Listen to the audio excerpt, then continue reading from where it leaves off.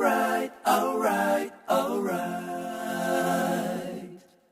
Okay, okay, okay. Alright, alright, alright. Hello guys! Good morning! Welcome back again to my channel. So today's guys, ang share kong video sa inyo ay papakita ko lang ang aking daily routine dito, yung pang-araw-araw kong ginagawa sa pagpasok ko sa aking trabaho. So bali ngayon guys, naglalakad tayo dito sa kahabaan ng Conca de Oro. So bali mula sa aking apartment, nasa 2-3 kilometers ang aking nilalakad. Di na ako sumasakay ng autobus, parang pinaka-exercise ko na rin. So naglalakad tayo ngayon guys, kabuta sa aking trabaho. So papakita ko lang ang aking mga dinadaanan dito o yung lugar dito para kahit paano magka-idea kayo. Dito sa aking gawing kaliwa, ito yung Parco de la Valle. Ayan guys, yan, ayan ang Parco de la Valle. Yan, sa aking gawing likuran. Yan, yan, Parco de la Valle. Yan o, maluwang ang parko na yan guys, hanggang dun yan. Kung gusto nyo makita ang loob ng Parco de la Valle, meron akong video nyan, pakikita ko sa akin description below. Yan, kung gusto nyo makita ang kabuuan nyan. So bali itong mga nakikita nyo ito, itong mga kaon na malalaki na ito, tapunan ng basura dito yan guys. So may kanya-kanya silang tapunan, pero sa karton, bote, tsaka sa mga plastic. So bali yan guys, galakad tayo hanggang sa aking trabaho.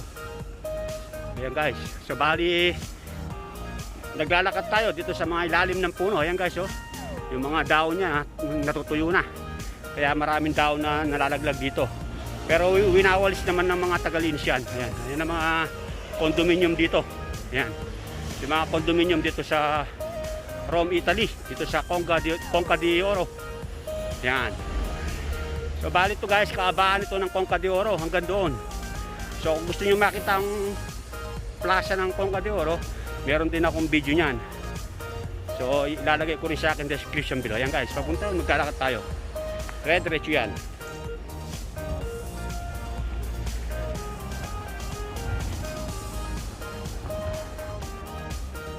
Guys, yan, hanggang dito pa ang Parco de la Valle. Yan, park yan guys, park. Ang Parco Park. Yan. Malawak itong Parco de la Valle na ito. Yan, kaya gusto niyo makita, meron akong video dyan sa description below.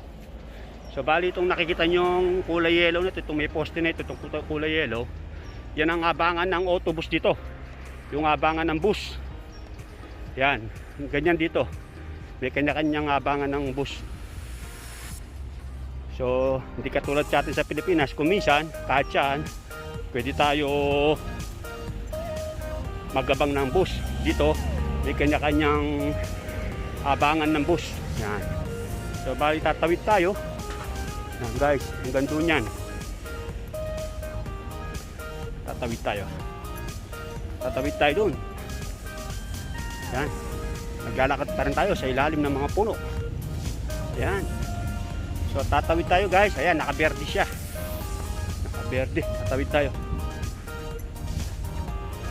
Yan. Hanggang doon yan. Yan, ganyan ang mga tsura ng mga condominium dito. Yan. So guys, yung mga nasa kotse rito, yung mga sasakyan, yan, nakaparada lang sa mga tabi-tabing daan. So ganyan dito.